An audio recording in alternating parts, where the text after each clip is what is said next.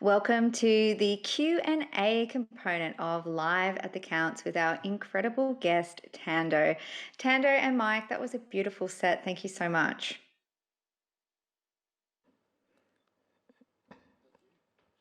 I think our mics are. Oh, there we go. Oh, there you are. I can hear you now. Thank you for having us. It's like Thank you very much. incredible to be able to play together and put on a gig on a real stage. So we really appreciate the opportunity.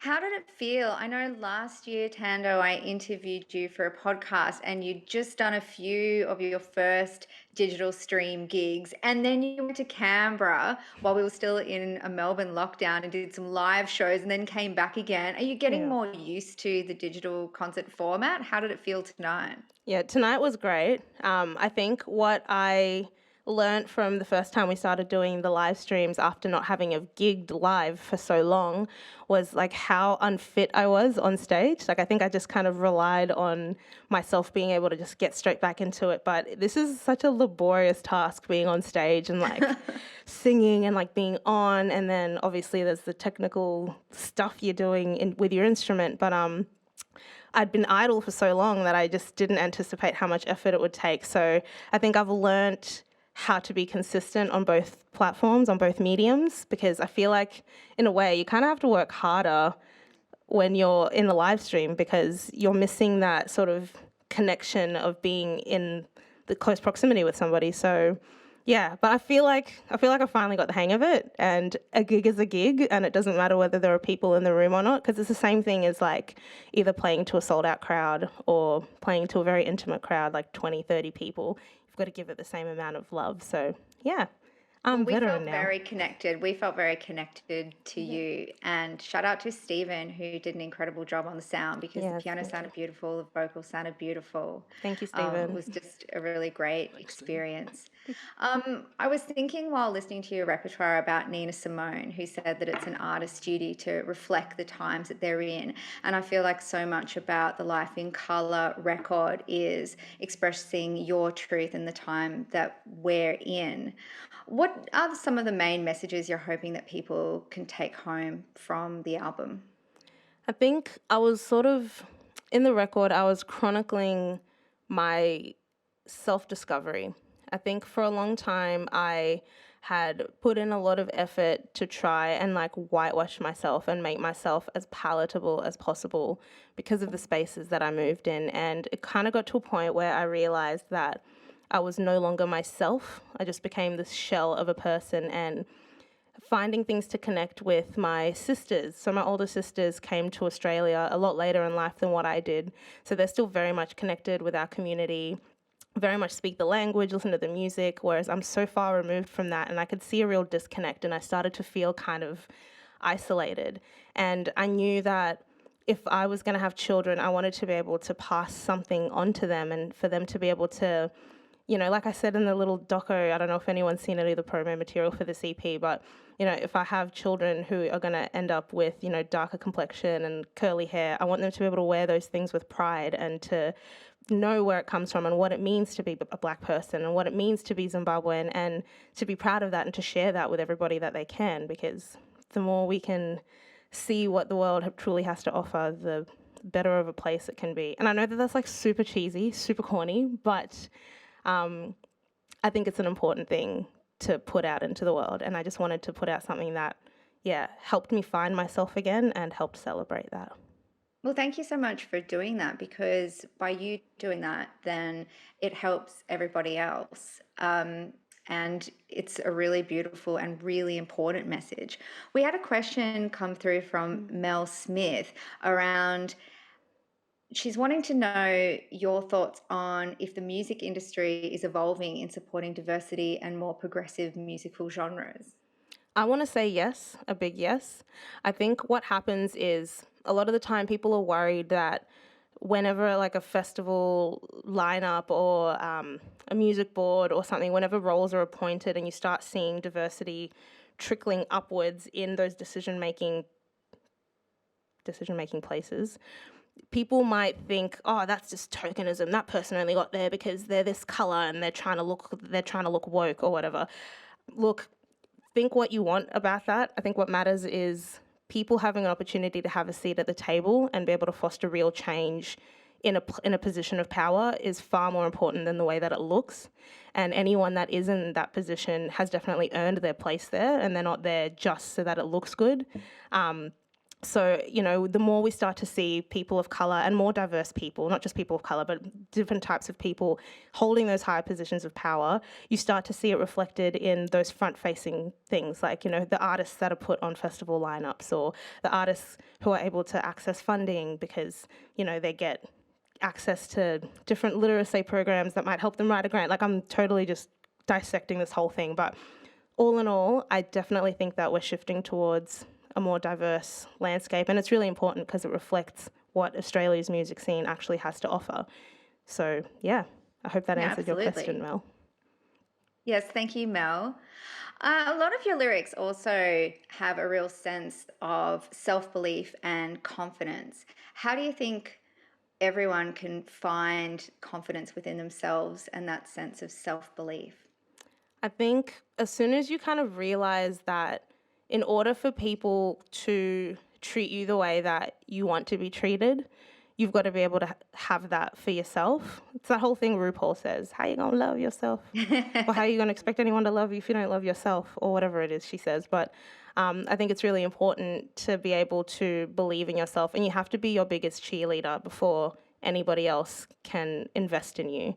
I think it's a really tough thing that people sort of deal with when they're first coming up in their careers, because you have to advocate for yourself and you have to fight for that spot on that bill.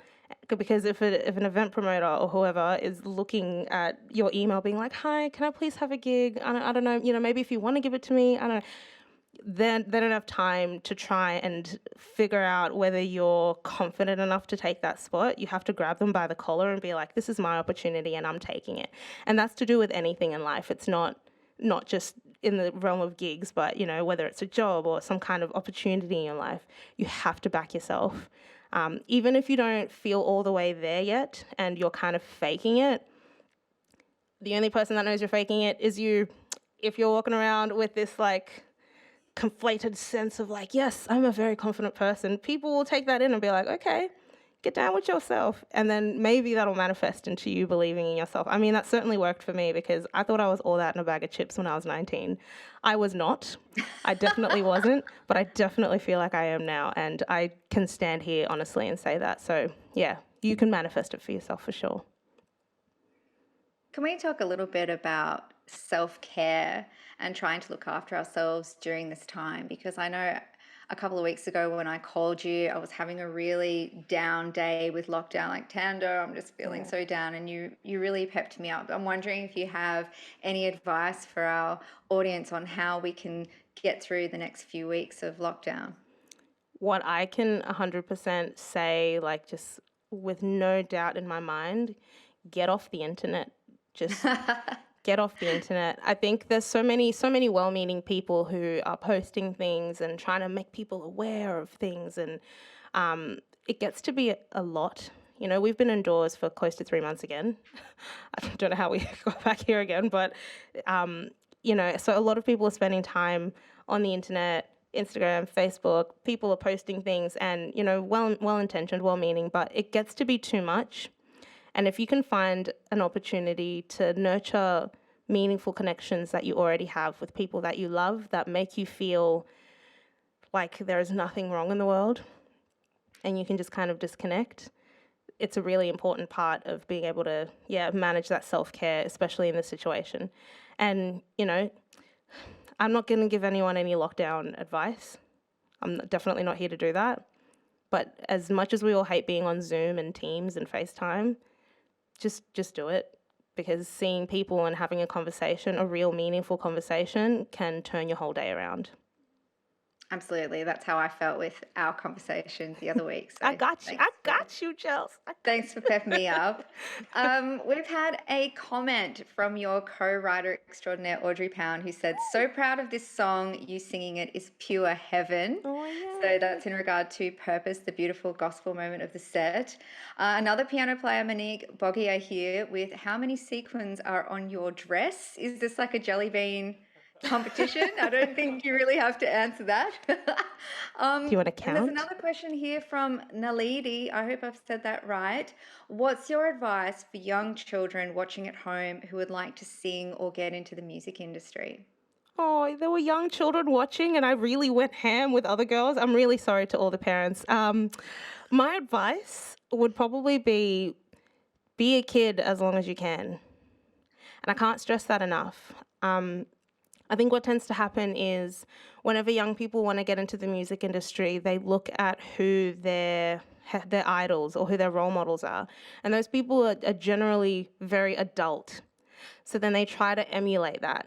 Um, I feel like if you can hold on to your youth as long as you can, and if you still want to be an artist and you want to be a musician, that's totally cool, but like keep it age appropriate and have fun with it. Make it something that you enjoy and something that you love, and don't make it work from the get-go because you're still young. Like I genuinely think if people want to like start doing singing competitions or uploading YouTube covers and that typical thing that you do when you're sort of young and you can't go out to the bars and pubs to play gigs and stuff yet, like nurture that space, enjoy it. Wear an age appropriate outfit, sing an age appropriate song, like be 14, enjoy that, and don't try to feel like, don't feel pressured to be a grown up. And for parents that are watching this as well, who want their children to go into the industry and they want to support them and nurture them in that way, like my advice as a singing teacher, please, please, please allow them to be children for as long as they can and encourage them and support them in that. It's very important. This industry is a bitch, okay? I'm just point blank period, it is. And it's very tough. It's tough on women. It's tough on people of color. It's tough on anyone who's other. So you've really got to be prepared for the battles that your children are going to face as soon as they step into it. And it's not for everybody. But yeah, have fun with it. Great response. Thank you.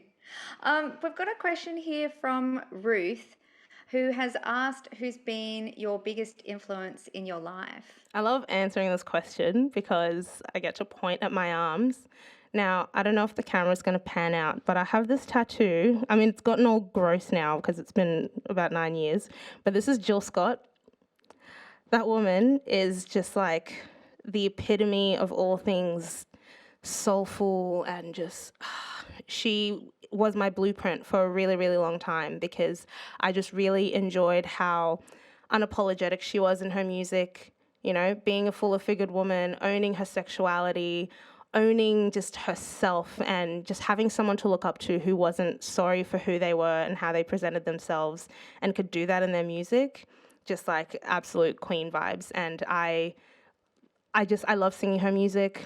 I've gotten to see her live one time. I was supposed to see her again when she was going to be at Sydney Opera House, and then unfortunately, Miss Rona, the COVID, came to town, and that gig got cancelled very swiftly. But yeah, Jill Scott. I also really love Beyonce. I'm not even sorry to say that. She is Don't be sorry. everything. I love Beyonce. Yeah, so Beyonce and Jill Scott. Somebody asked on our other chat, so I'm sorry I didn't catch your name, but who your dream collaborator would be. So is that our answer, Beyonce and Jill Scott? I probably wouldn't collaborate with Beyonce, I'll be honest. Only because, and I love her, but I don't think I could ever work with her. I have to explain why, just so people understand. I went to a concert of hers in like 2013, and my friend and I got upgraded to VIP or whatever. And I don't know if you guys remember the video clips of her like putting a camera or the mic in someone's face at every show and they'd sing to her. So that happened to my friend, and like that was a big crazy moment, freak out moment. And then she comes back at the end of the show to sing Halo, picks me out and puts the mic in my face so I can sing Halo to her. Like, okay, so me, a Beyonce fan, I couldn't get anything out. I was just bawling my eyes out. I was like, I lost my chance. And yeah, so I feel like if I ever walked into another room with her as a professional musician, I'd probably just choke up. But, if the opportunity ever came up, I'd definitely try. But I don't want to put myself in that position because you shouldn't work with your idols because that whole illusion just gets destroyed. And I still haven't answered the question. I talk a lot. Sorry. My dream collab Well, probably Jill Scott. Like, for real. I mean, yeah, I definitely look up to her, and I mentioned that she was my blueprint for a long time. Not so much anymore. I'm definitely my own artist now, I feel. So I don't think that that would be a conflict of interest.